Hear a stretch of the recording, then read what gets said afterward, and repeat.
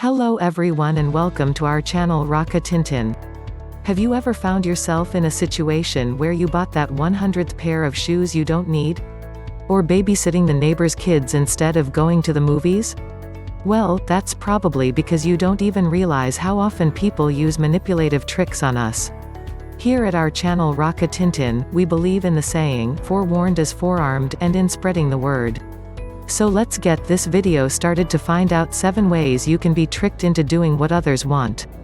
1. But all your friends are doing it. There is a whole science about how to get someone to buy a thing, when she doesn't need it. Shop assistants often pay attention to the appearance and the social group of the client. So if you are a student, a working mom or a housewife, they will say that everyone like you buys such dresses. That's how Instagram paid promotions work. You follow people more or less like you, they promote something, you feel left out and need what they have. 2. Aim lower method.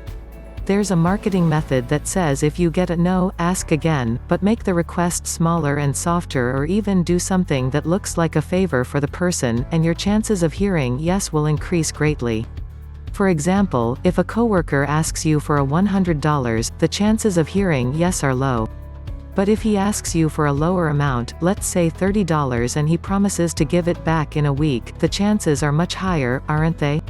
3. A personal touch. Researchers from Sam Houston State University found that study participants were more likely to agree to fill in a survey if it included a handwritten message asking for their help.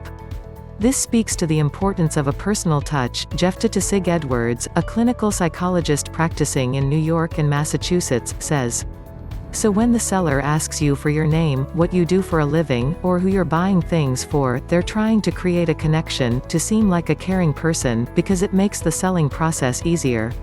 4. Constant approach. According to researchers from Stanford University, people feel uncomfortable when they turn the same person down several times.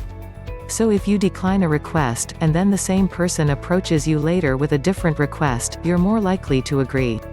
That "s because you feel guilty or you feel that you let them down the first time," the researchers explain. 5. Promising profits. Researchers from Germany found out that people are more likely to agree to something if they hear a personal profit in the request. This trick is often used by people who are pursuing their own selfish goals.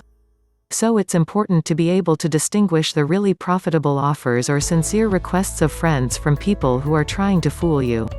6. You can always say no. There's definite power in giving someone the choice to say no. Reminding them that they have freedom and that they "re not a hostage" is also a very well-known trick.